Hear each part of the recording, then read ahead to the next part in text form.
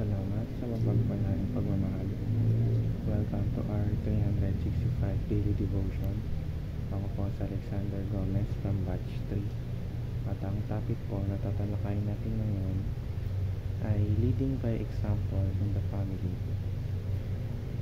Ngayon po ang ating pag-aaralan ay tungkol sa Genesis chapter 12 verses 1 to 2. At buksan po natin ang ating puso at isip sa magandang salita ng Diyos.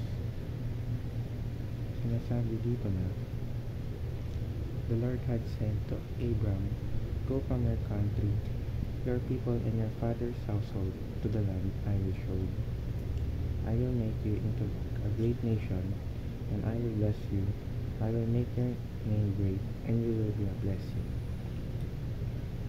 Or sa Tagalog, sinabi ng Panginoon kay Abram, umalis ka sa iyong lupain, sa iyong mga kamag-anak, sa bahay ng iyong ama, at pumunta ka sa lupain ituturo ko sa iyo. Gagawin kita ang isang malaking bansa, ikaw ay aking pagpapalain, gagawin kong dakila ang iyong pangalan, at ikaw ay magiging isang pagpapala.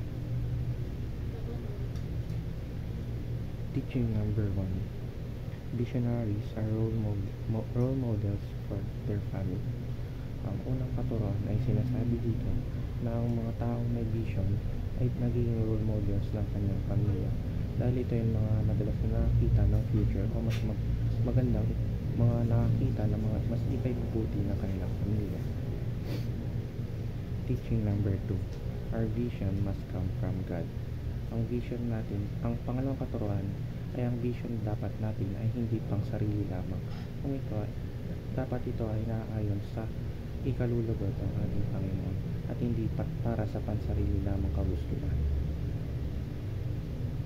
Teaching number 3. Our vision must focus on eternal values. Ang vision na dapat natin ay dapat ito yung dapat na ikalulugod ng ating Panginoon. Hindi yung mga panandali ang kagustuhan lang natin or yung panandali ang kasiyahan lamang natin. Application number 1. Be a visionary role model for your family. Sinasabi dito na dapat tayo ay maging visionary role model for your family. Kumbaga, dapat tayong maging model na dapat ay ang vision natin is dapat mapalapit kay Lord. Application number 2. Prioritize eternal visions over temporal ones. Prioritize natin yung mga eternal visions or ito yung mga forever, kumbaga kumbaga dapat dito pa lang maniwala na tayo kay God na siya ang ating Panginoon upang sa kabilang buhay ay magkaroon tayo ng buhay na walang hanggan. Application number 3. Lead your family to follow God's vision. I-lead natin yung family natin kung ano yung vision ng Panginoon sa atin, kung ano yung mga sinasabi ng Panginoon na bawal at yung mga kailangan natin gawin, ayun yung mga gawin natin. Yun lamang po ang aking devotions. Maraming salamat.